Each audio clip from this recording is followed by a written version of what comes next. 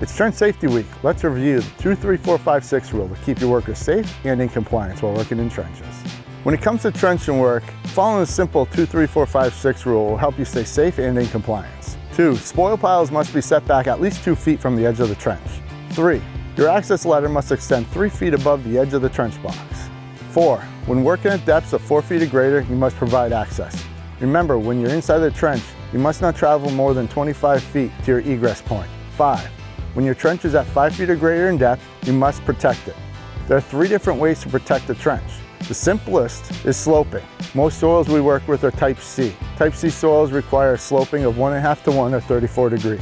You can shore a trench. Shoring typically involves hydraulic shoring or lagging, and it supports the trench walls. But lastly, the most common way is shielding, and shielding is by use of pre-made steel or aluminum boxes. 6, whenever a worker is exposed to a fall of 6 feet or greater, you must protect them.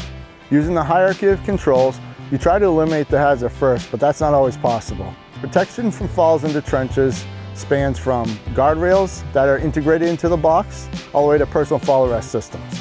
Remember, a competent person must inspect trenches and all equipment daily. What makes you a competent person? Think T. Training, experience, and authority. The big part there is authority.